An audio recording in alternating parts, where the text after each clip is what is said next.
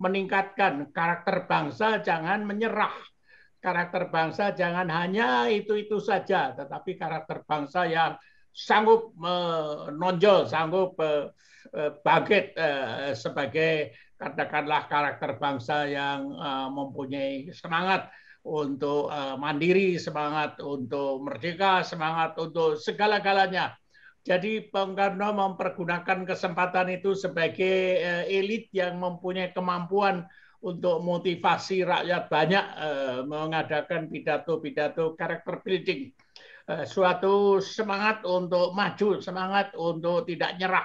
Ya, itu yang mendasari kenapa pada saat itu karakter building menjadi tema utama dari pidato-pidato Bung Karno menjelang kemerdekaan dan pada awal-awal kemerdekaan bangsa, Mas. Yeah.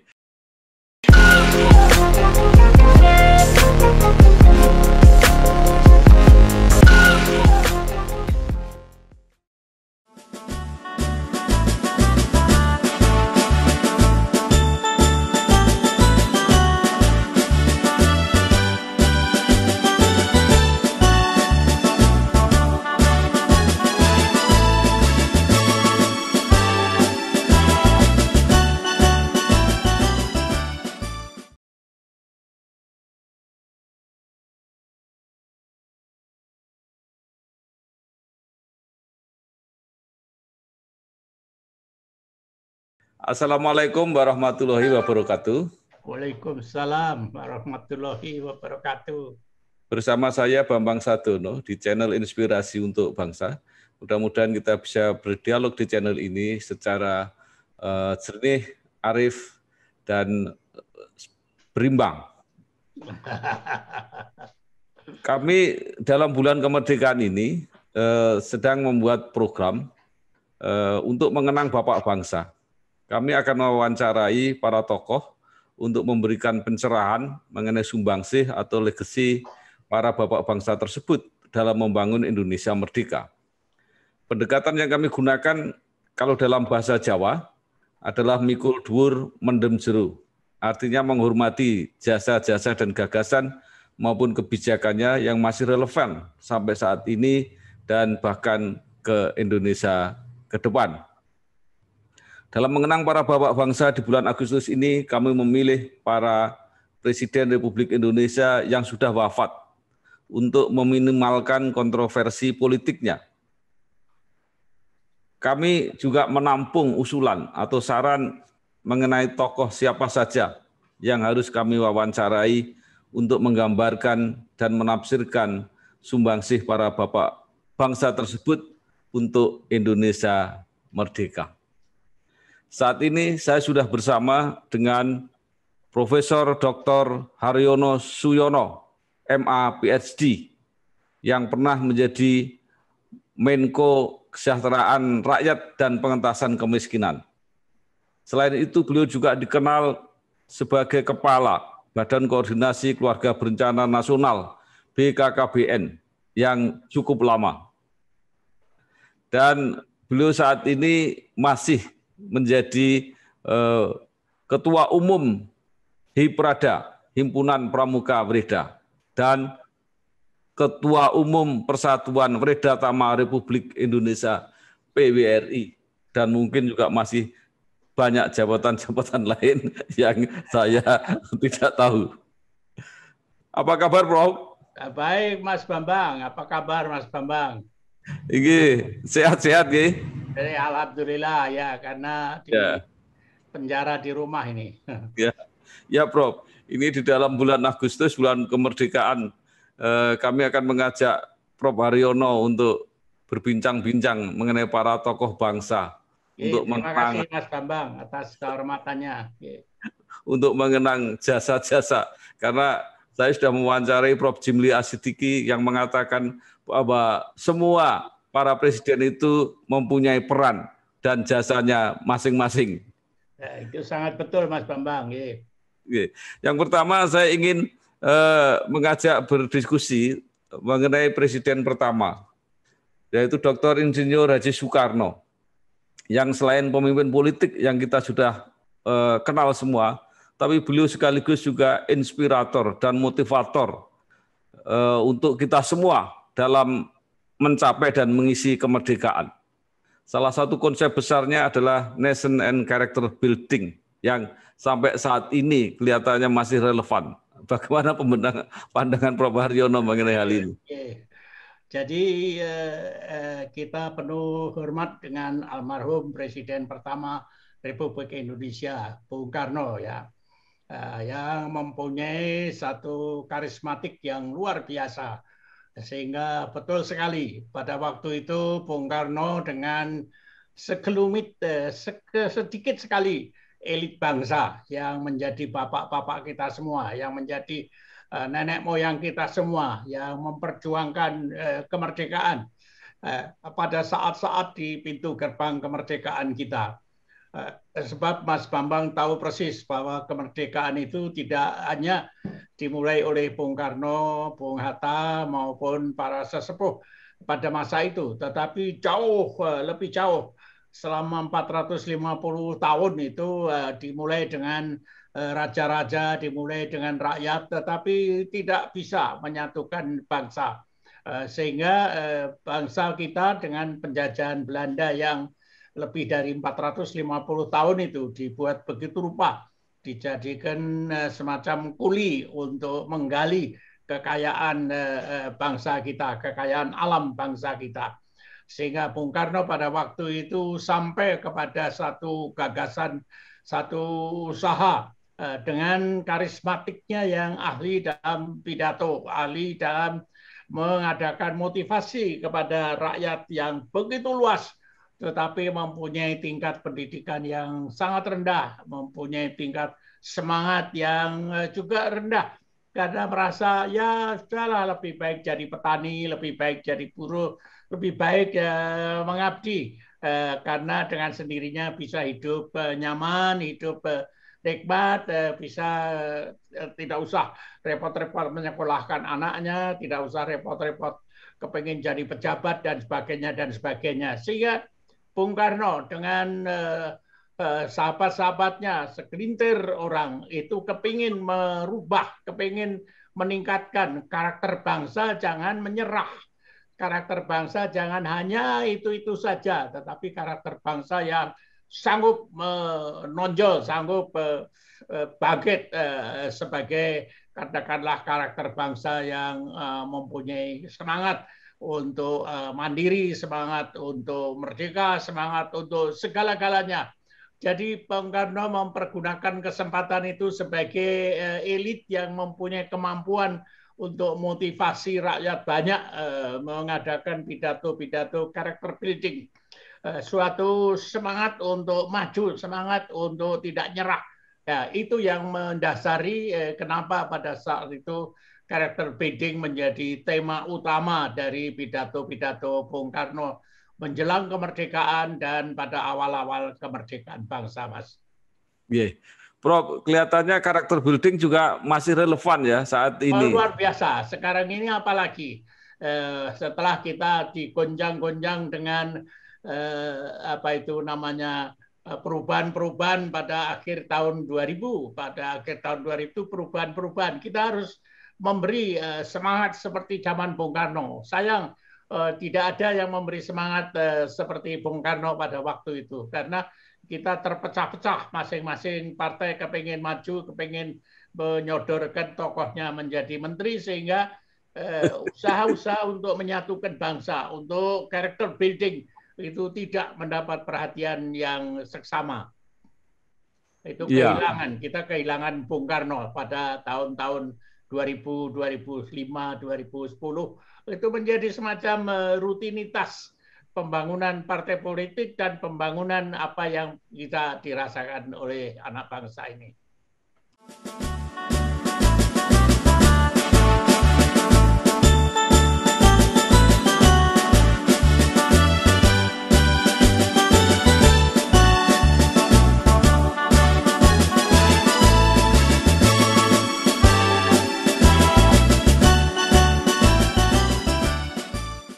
Prof, ada konsep Bung Karno yang sangat memberi motivasi dan sangat kuat. Saya pikir sampai sekarang juga masih relevan, itu konsep yang disebut sebagai Trisakti. Betul, betul. Yaitu berdaulat di bidang politik, berdikari secara ekonomi, dan berkepribadian dalam bidang kebudayaan. Betul. Bagaimana Prof ini aplikasinya sampai saat ini? Jadi Mas Bambang, pada waktu itu kan kita setelah 450 tahun dijajah Belanda, kita tidak mempunyai semacam kemandirian dalam bidang politik lah, nyerah sajalah. Itu diatur oleh yang atas, diatur oleh katakanlah nenek moyang Belanda dan penjajah-penjajah. Sehingga kita mempunyai Trisakti itu yang luar biasa, dan dengan sendirinya kemampuan untuk mandiri dalam bidang politik, kemampuan untuk katakanlah tidak menyerah dan meminta-minta. Ini Bung Karno kan kepingin merubah bangsa ini pada tingkat awal, jangan menjadi bangsa yang meminta-minta, jangan bangsa yang ngemis, jangan bangsa yang katakanlah meminta bantuan dari berbagai negara lain, dari berbagai sahabat. Dan pada waktu itu Bung Karno sangat bersahabat dan dipengaruhi oleh rekan-rekannya seperti Mahatma Gandhi, seperti Tito, seperti yang di Mesir itu siapa namanya Nasser. Ya, itu semangat itu menjadi semangat orang-orang kecil yang berani menyatakan, aku ini Presiden Tito, aku ini Perdana Menteri Nehru dan sebagainya. Jadi Bung Karno mendapat semangat serta stimulan dari rekan-rekannya sesama bangsa-bangsa yang tadinya juga dijajah. India dijajah Inggris, kemudian juga negara-negara lain itu seperti Mesir juga di bawah pengaruh Inggris dan sebagainya. Tetapi berani maju. Dan Bung Karno, Anda tahu itu, mungkin kayak saya ini, kadang-kadang saya juga merenung, Mas Bambang. Kok saya dulu kok berani begitu. Tapi pada waktu saya berani, saya tidak melihat teman-teman atau pengurus-pengurus atau musuh-musuh yang anti itu lebih hebat dari saya. Saya merasa hebat. Mungkin pada waktu itu juga Bung Karno merasa hebat. Lalu mempunyai Trisakti yang luar biasa dalam bidang ekonomi, dalam bidang politik, dan juga dalam bidang sosial budaya. Padahal sebenarnya kalau mau jujur, nah budaya apa yang mau diangkat? Pada waktu itu cuma kecil-kecil. Ada di Jawa Barat, ada di Jawa Tengah, ada wayang di Jawa. Ya, sebenarnya kecil-kecil, tidak mempunyai nuansa, tidak mempunyai image yang internasional yang gagah perkasa. Tapi Bung Karno berani. Budaya secara mandiri kita gali dari budaya kita sendiri. Jadi galinya itu sebenarnya kalau dikerjakan susah. Tapi bukan Bung Karno kalau tidak berani. Kita punya budaya yang lebih hebat dari bangsa lain. Kita punya kemampuan ekonomi. Jangan diserahkan kekayaan tanah air kita kepada bangsa lain untuk digali. Kalau perlu nanti kita gali sendiri. Nah, yang gali siapa? Yang gali banyak penduduk kita masih SD, masih paling tinggi SMP, yang jadi dokter cuma beberapa gelintir, yang jadi SH juga beberapa gelintir. Jadi Bung Karno itu sebenarnya di atas, beyond what he has at the time, gitu ya. What he had at the time. Jadi pada waktu itu mungkin Bung Karno punya 10 sarjana hukum, barangkali 50 sarjana ekonomi, barangkali 50 dokter dan sebagainya. Tapi keberaniannya melebihi itu, melebihi keadaan yang sekarang. Jadi karena itulah dengan sininya budaya juga sendiri. Ekonomi juga sendiri, padahal belum digali ya. Itu satu kelebihan yang luar biasa dari Bung Karno, dan pada waktu bicara seakan-akan kayak semuanya sudah ada di belakang dia, seakan-akan beliau itu sudah mempunyai segala-galanya. Jadi kalau kita bayangkan barangkali kalau sekarang beliau masih ada, itu bayangkan, duh aku mbiyen kok wani gitu.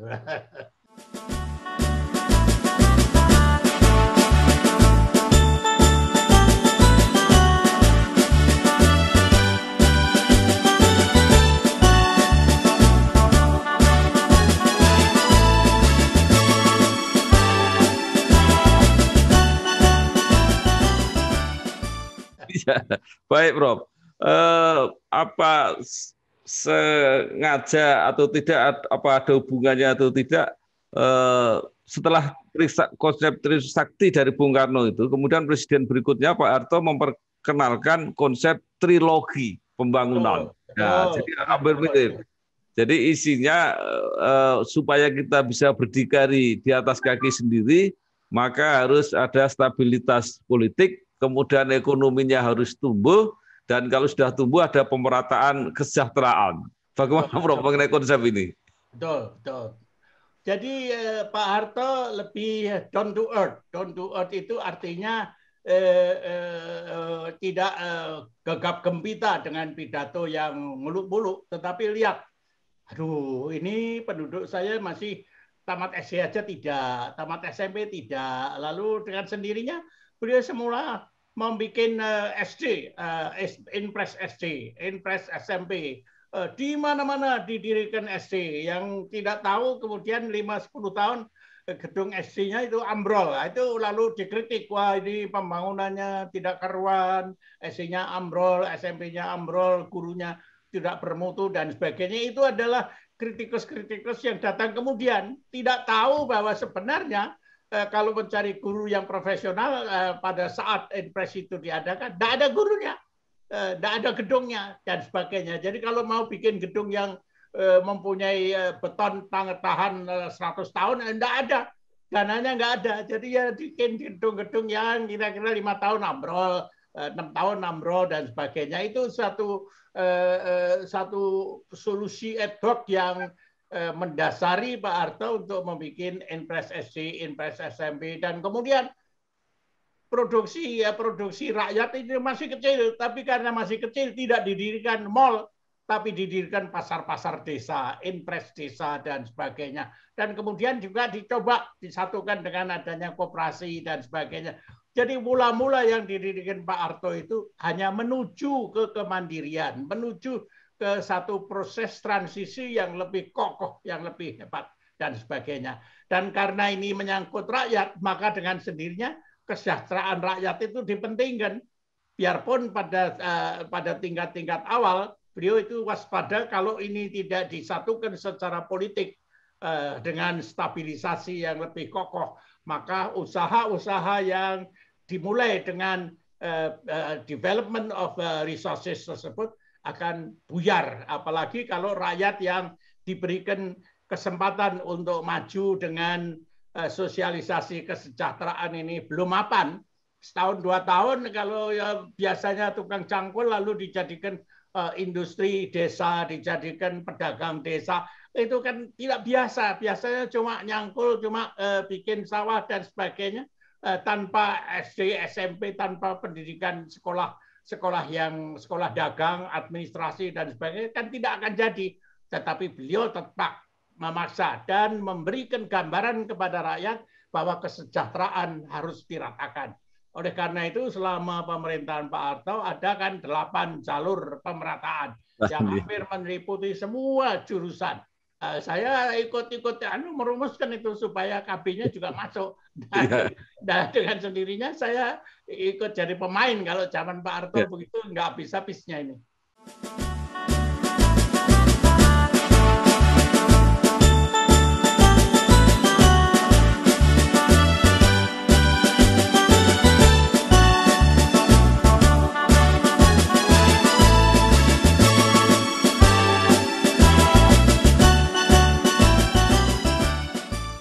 Ya, Prof.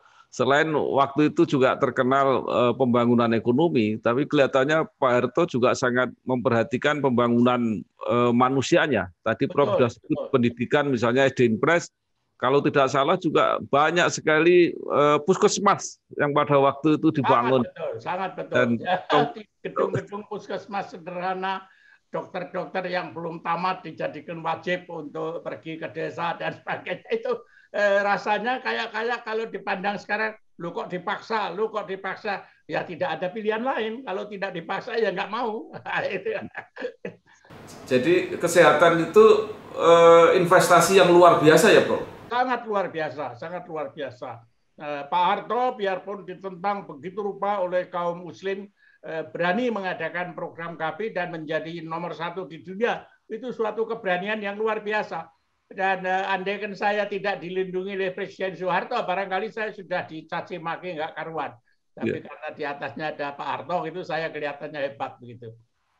Ya, itu mungkin Prof bisa cerita sedikit bagaimana pembangunan KB dulu pernah dianggap sangat berhasil dan dampaknya terhadap pembangunan Indonesia secara keseluruhan. Sebelum saya kembali dari Amerika, kita mulai dengan Pak Ali Sadikin. Dari Ali Sadikin yang gubernur dengan karisma yang tinggi itu diminta Pak Harto, Pak Ali Sadikin, kamu bikin ya di DKI pilot proyek.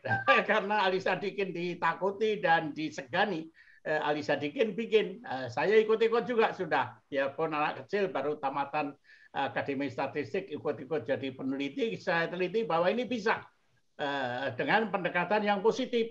Jangan caci maki yang orang anaknya banyak. Jangan caci maki orang yang tidak mau ikut KB. Tetapi kita tonjolkan yang mau ikut KB sebagai pahlawan. Jadi kita biarpun yang ikut cuma sedikit, kita jadikan, kita tepuk tangani itu peserta-peserta KB. Begitu rupa, begitu Ali Sadikin tidak mendapat serangan yang frontal, Pak Harto berlindung kepada dunia internasional. Beliau bergabung dengan presiden-presiden dan kepala negara dari negara-negara maju, negara berkembang, menjadi satu bagian. Pak Harto mendeklarasikan keikutsertaannya dalam kelompok kepala-kepala negara dunia pada tahun 69. Tidak banyak reaksi lagi karena pada waktu itu disertai dengan Ali Sadikin yang melakukan pendekatan KB dengan memuji yang ikut, tidak mencaci yang tidak ikut, tidak mencaci yang banyak anak, tetapi memuji yang ikut sebagai pahlawan. Kadang-kadang pahlawannya anaknya sudah 5, kadang-kadang pahlawannya anaknya sudah tiap tahun dianggap pahlawan juga, sehingga rakyat merasa, oh ini kalau begitu pendekatannya positif ini. Jadi Pak Harto, Ali Sadikin dan para sesepuh di dulu itu kemudian mengantar Pak Harto pada tahun 70 memulai dari Jawa, kemudian Bali, kemudian 11 provinsi lain, kemudian begitu. Pada saat awal cuma wah ya sudahlah, kalau dapat 50.000 setahun bagus, dapat 50.000. Kalau bisa ditingkatkan 2 kali dapat 100.000, tahun kedua 100.000. Saya masih di Amerika. Begitu saya pulang, Pak, kalau cuma 100.000 ini nanti sampai kiamat kita belum turun fertilitasnya. Lalu maunya berapa? Ya setidaknya 5 juta, Pak. Itu Pak Suharjono almarhum yang kepala BKK ini, kamu ngimpi ini 100.000 aja susahnya, setengah mati kok udah Pak. Nah, Pak, jangan hanya dilihat dari Jawa, Pak. Sebab orang Sumatera anaknya juga bisa banyak, orang Kalimantan anaknya juga banyak. Jadi bagaimana? Kita perluas, Pak, sampai seluruh Indonesia. Dalam 10 tahun, alhamdulillah, saya sudah kembali ke Indonesia.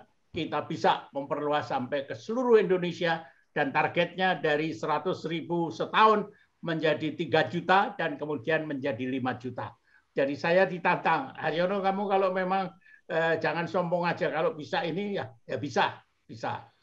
Apalagi ada Pak Bambang Sardono yang mau berteriak di koran-korannya.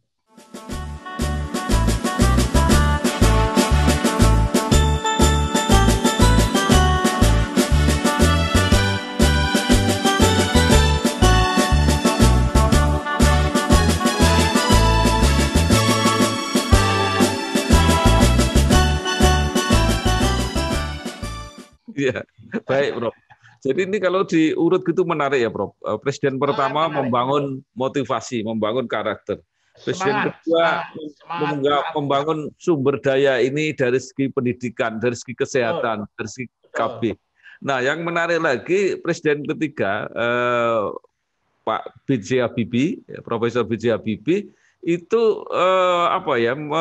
mendorong supaya kita tidak ketinggalan sains dan teknologi supaya bisa ke depan lebih siap. Gimana, Bro? Setelah Bung Karno dengan semangat yang menggebu menyatukan kita secara politis dan dihargai, karena dengan keberanian politiknya Bung Karno itu Indonesia mendapat penghargaan internasional. Mendadak Bung Karno itu sejajar dengan Nehru, sejajar dengan Tito, sejajar dengan Gamal Abdul Nasser dan sebagainya. Kita biarpun negaranya negara baru merdeka, tapi langsung kita mencuat. Jadi ini suatu prosesi yang menarik, bahwa presiden dari negara yang begitu besar, agamanya Islam dan terkenal dengan ortodoks, terkenal dengan lamban, ternyata menghasilkan pemimpin yang berkarakter dan mempunyai posisi di dunia. Nah, ini dilanjutkan oleh Pak Harto. Apa yang dicita-citakan Bung Karno ini secara sistematis digarap oleh Pak Harto. Secara politis distabilkan, kemudian programnya diarahkan secara bertahap. Tahapan-tahapan yang diciptakan oleh Pak Harto itu kemudian ini bukan untuk pemimpin, tapi untuk masyarakat. Nah, proses itu kemudian dilihat oleh Presiden Habibie. Kalau begitu kita berani lompat ke arah, katakanlah kalau sekarang itu 4.0. Kita harus menguasai teknologi. Bahkan sebelum jadi presiden, saya tanya Pak Harto, siapa Pak pilihannya ini? Ya, ini kita harus berani melompat ke teknologi yang lebih canggih. Harapan saya, ini wakil presidennya Haryono ini, karena saya makin dekat dengan Pak Harto dan saya menguasai masyarakat luas. Ini barangkali ini wakil presiden berikutnya setelah Pak Tri, ini mungkin Pak Habibie aja ya. Oh, siap Pak, siap. Karena juga saya teman baik dengan Pak Habibie ya. Bagus. Kamu deketi aja Pak Habibie. Ini mungkin merupakan calon agar kita bisa melompat. Nah, Pak Habibie melompat ke teknologi tinggi dan dibuktikan dengan kita menerbangkan pesawat dari Bandung dan ternyata bisa terbang dari teknologi tinggi. Pak Habibie sebenarnya agak terkejut kenapa saya ini, lalu saya kan orangnya sedikit. Kemudian Pak Habibie seperti juga Pak Harto. Kalau Pak Harto kemudian membuat SD Inpres, SMP Inpres dan membuat pasar untuk melayani masyarakat, Pak Habibie melempar tenaga-tenaga muda ke luar negeri untuk belajar ke luar negeri dan menjadi tenaga-tenaga teknokrat yang luar biasa. Dan itu banyak dipakai di luar negeri. Sampai sekarang pun saya selalu berhubungan dengan teman-teman di luar negeri. Dan alhamdulillah karena saya selalu berhubungan, saya dianggap seperti warisannya Pak Habibie begitu. Pak Habibie dijadikan orang pertama di dunia yang mengenal teknologi. Saya termasuk orang kedua. Jadi orang-orang heran, Haryono kamu kok nomor 2? Ya karena berteman aja. Jadi ada semacam KKN begitu. Iya.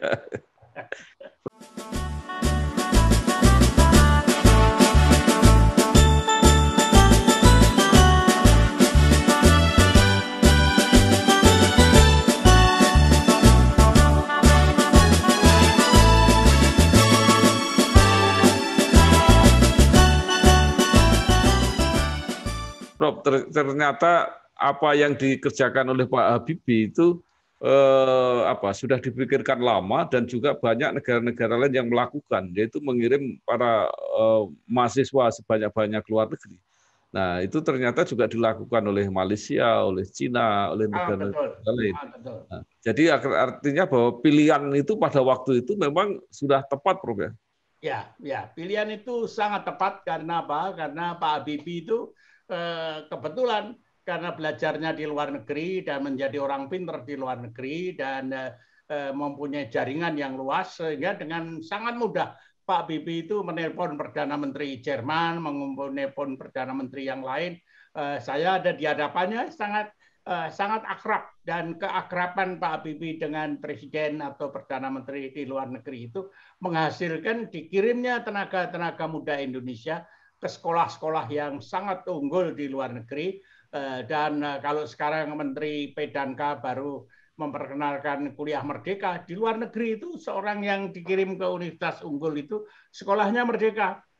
Saya memang mengambil jurusan program studi sosiologi, tetapi saya kuliah di bidang antropologi, kuliah di Fakultas Ekonomi, kuliah di Fakultas Psikologi dan sebagainya, sehingga ada satu core pelajaran yang saya ambil sebagai sosiolog dengan doktor dalam bidang sosiologi. Tapi sebenarnya otak saya ini diisi oleh para guru besar dari Fakultas Ekonomi, dari Fakultas Psikologi, dari Fakultas Antropologi, dan sebagainya, dan sebagainya. Itu kuliah merdeka yang dicanangkan sekarang ini baru oleh Menteri Pendidikan yang baru. Nah, dengan cara demikian, tenaga-tenaga kita yang dikirim ke luar negeri itu, menurut visi dari Pak Habibie, mempunyai cara pandang yang luas. Jadi tidak saja linier, tetapi mempunyai multilinier yang mengisi otaknya dan kemudian dipraktekkan dalam keadaan-keadaan yang luar biasa. Nah, ini yang kemudian sayangnya tidak semua teman-teman kita itu mendapat kesempatan, karena pada saat mereka itu mestinya kembali, Indonesia mengadakan reformasi sehingga orang-orang politik itu lebih banyak menguasai keadaan-keadaan dalam pembangunan bangsa. Kalau ini semua nanti diberi kesempatan untuk kembali dan merajut Indonesia baru yang penuh dengan dinamika pembangunan, saya kira Indonesia akan sangat kuat dalam masa-masa yang akan datang.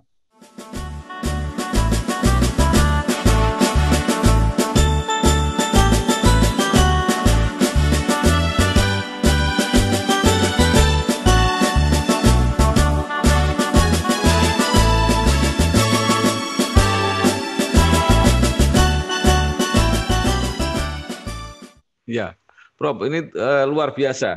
Jadi presiden pertama, kedua, ketiga itu mempunyai perannya yang saling sambung menyambung. Nah, kemudian hadir Presiden Abdurrahman Wahid, ya, yang dari segi merawat kebersamaan, mempersatukan semua potensi itu dengan sangat humanis dilakukan oleh Gus Dur. Gimana menurut Prof Haryono?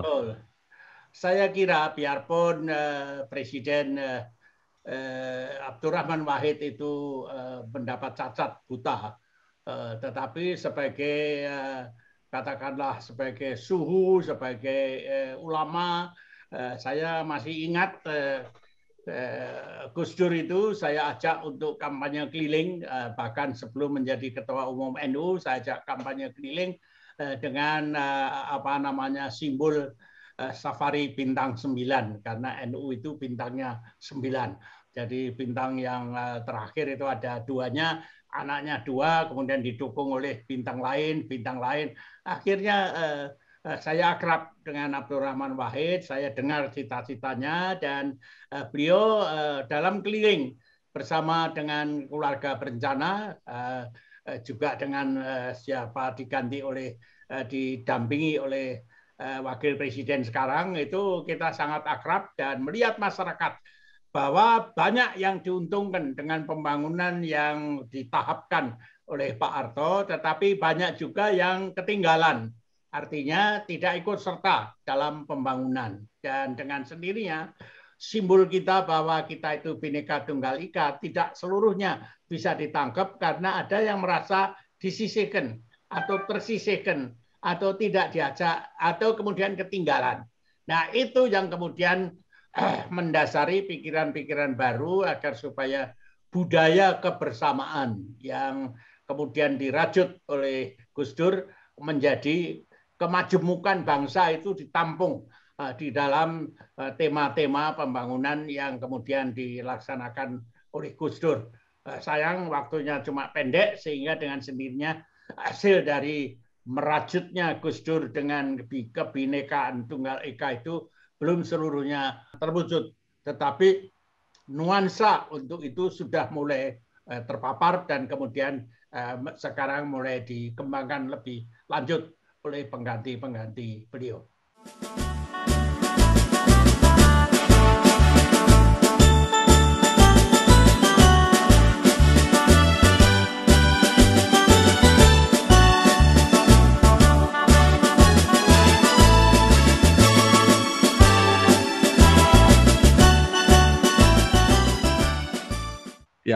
Ya, Prof. Salah satu contoh ya, misalnya yang berhasil dirajut oleh Gus Dur adalah bagaimana mengajak bersama-sama komunitas Tionghoa, misalnya mereka boleh secara bebas untuk memperingati hari besar atau mungkin tradisi kebudayaannya, juga perhatian Gus Dur terhadap Papua sampai nama Irian Jaya dulu diganti dengan Provinsi Papua. Jadi ini tentu menjadi modal kita untuk merajut kebersamaan ke depan. Sangat betul Mas Bambang. Pada waktu Pak Harto yang diajak oleh Pak Harto adalah konglomeratnya. Tetapi banyak budaya-budaya dari nenek moyang kaum Tionghoa itu yang kemudian disisihkan. Sehingga ada rasa keterasingan dari masyarakat yang diajak. Karena masyarakat yang diajak itu masyarakat yang mempunyai uang, mempunyai modal untuk bikin pabrik bersama-sama dengan pemerintah. Nah, kemudian keterasingan ini oleh Gus Dur ditangkap. Nah, kalau begitu kaum Tionghoa ini boleh juga mengadakan barongsai, mengadakan kegiatan-kegiatan keagamaan dan sebagainya. Bahkan terasanya untuk masyarakat Tionghoa juga terasa untuk masyarakat Irian Jaya pada waktu itu. Kemudian mereka senangnya disebut Papua, ya sudahlah dikembalikan aja ke nama Papua sehingga ada kebanggaan tersendiri. Dan sekarang ini memang belum selesai integrasi Papua, masih kadang-kadang ada timbul-timbul peristiwa-peristiwa dan sebagainya. Tapi intinya adalah bahwa kebinekaan itu ditampung dan diberikan tempat oleh Gus Dur sebagai sampai bagian yang sebenarnya cita-cita Bung Karno juga, Bhinneka Tunggal Ika, cita-citanya Pak Harto juga, hanya kadang-kadang manusia manusia, kadang-kadang yang dekat dulu. Jadi kalau saya diundang Mas Bambang itu ya otomatis karena udah kenal. Tapi apakah ini kemudian yang belum kenal itu diundang, itu saya nggak tahu.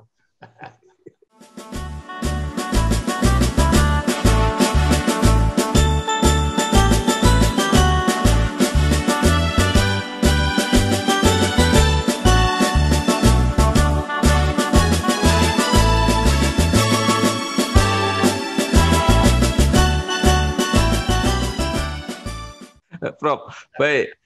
Sekarang saya ingin mengharapkan Prof Haryono membuat semacam kesimpulan gitu ya. Jadi artinya bahwa semua pemimpin itu pasti mempunyai satu keistimewaan, kelebihan yang bisa kita pelajari. Nah, hari-hari ini kadang-kadang kita selalu melihat perbedaannya atau kekurangannya, tetapi melupakan jasa-jasa baik yang sebenarnya sudah ditinggalkan, sudah pernah ditinggalkan dan masih relevan. Nah, menurut Prof Haryono, bagaimana nih cara memilah-milah mikul dhuwur mendem jero itu yang kita perlukan? Ini Mas Bambang, ini termasuk apa yang disebut pertama tadi, karakter building. Jadi karakter building yang dimulai oleh Bung Karno ini belum selesai.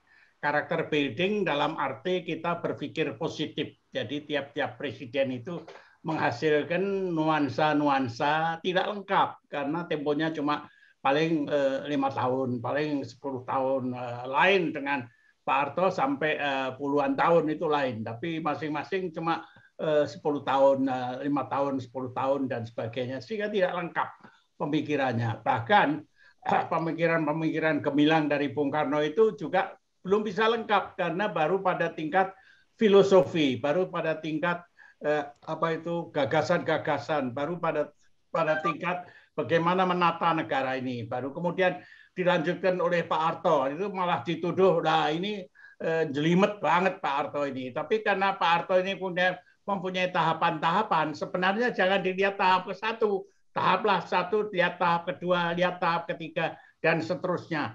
Dan belum sampai ke tahap yang disebut sebagai menghasilkan satu momentum tertentu, sudah direjoki dan kemudian direvolusi seperti kembali pada titik nol lagi dengan pemerintahan yang demokrasinya rada luar biasa ini.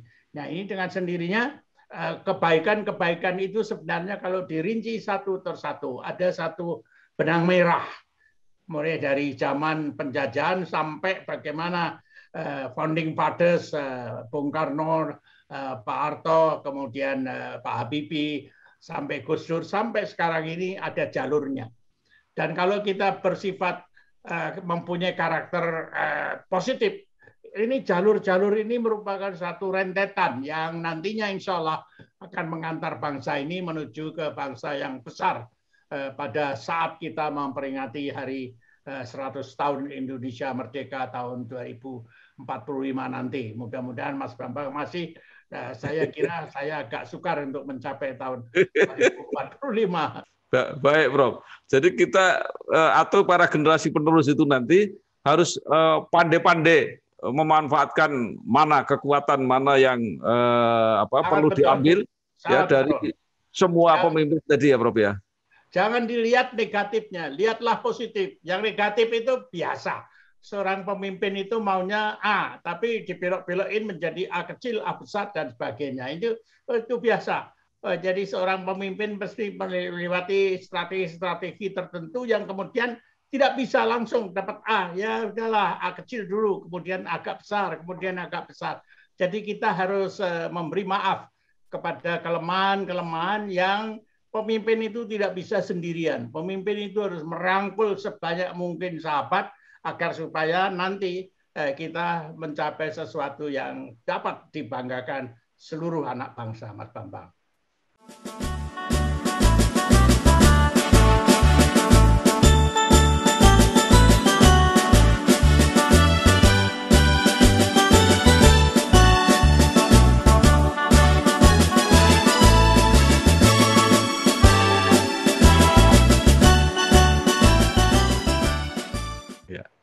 Baik, Prof. Terima kasih sekali apa yang disampaikan Prof. Haryono. Mudah-mudahan membantu kami, kita semua, terutama generasi muda, untuk memahami sejarah kepemimpinan para bapak bangsa. Sekali lagi terima kasih kepada Profesor Dr. Haryono Suyono, MA, PhD, yang telah berkecimpung di pemerintahan begitu lama, menjadi Menteri, menjadi Menko, Kepala BKKBN, dan sekarang juga tidak mau tinggal diam, tetap memimpin Pramuka Werida dan memimpin para Perdatama, pengabdi bangsa dan negara sampai usianya seperti ini. Baik, Prof, mudah-mudahan tetap sehat terus. Terima kasih. Terima kasih, Mas Bambang. Wassalamualaikum warahmatullahi wabarakatuh. wabarakatuh.